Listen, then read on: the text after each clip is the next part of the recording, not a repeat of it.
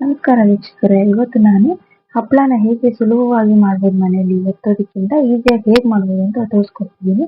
ನಾನು ಮೊದಲಿಗೆ ಇಲ್ಲಿ ಒಂದು ಬೌಲ್ ಅಕ್ಕಿ ಹಿಟ್ಟಿಗೆ ಅದೇ ಬೌಲ್ನ ಅಳತೆಯಲ್ಲಿ 9 ಬೌಲ್ ನೀರನ್ನ ಹಾಕಿ ಅದಕ್ಕೆ ಉಪ್ಪು, ಜೀರಿಗೆ, ಹಸಿಮೆಣಸಿನಕಾಯಿ ಸಣ್ಣಕ್ಕೆ ಹೆಚ್ಚಿ ಹಾಕಿ ಅದರಲ್ಲಿ ಹಬೆಯಲ್ಲಿ ಬೇಯಿಸ್ಕೊತಾ ಇದ್ದೀನಿ. ಸ್ಟವ್ ಮೇಲೆ ಇಟ್ಟು ಅಕ್ಕಿ ಹಿಟ್ಟನ್ನು ಅದೇ ನೀರಲ್ಲಿ ಬೇಯಿಸ್ಕೊಂಡು ಅದು ಸ್ವಲ್ಪ ತಣ್ಣಗಾದ ತಕ್ಷಣ, ಸ್ವಲ್ಪ ಬೆಂದೆ ಅಂತ ಗೊತ್ತಾದ ತಕ್ಷಣ ಸ್ಟವ್ ಆಫ್ ಮಾಡಿ ಅದು ಸ್ವಲ್ಪ ತಣ್ಣಗಾದ್ಮೇಲೆ ಈ ರೀತಿ ಸೌಟಲ್ಲಿ ಒಂದು ಪ್ಲಾಸ್ಟಿಕ್ ಶೀಟ್ ಮೇಲೆ ಈ ತರ ಹಾಕೊಂತಾ ಬಂದಿದ್ದೀನಿ. ಈಸಿಯಾಗಿ ಮಾಡ್ಬೋದು.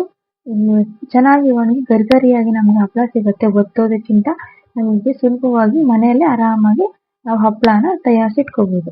ನೋಡಿ, ಈ ರೀತಿ ಒಂದು ಸೌಟಲ್ಲಿ ಒಂದು ಬೌಲ್ ಅಕ್ಕಿ ಹಿಟ್ಟಲ್ಲಿ ನಮಗೆ ಎಷ್ಟೊಂದು ಹಪ್ಪಳ ಆಗುತ್ತೆ. ತುಂಬಾ ಚೆನ್ನಾಗಾಗುತ್ತೆ. ಮನೆಯಲ್ಲೇ ಮಾಡ್ಕೋಬಹುದು, ಈಸಿಯಾಗಿ ಮಾಡ್ಕೋಬಹುದು.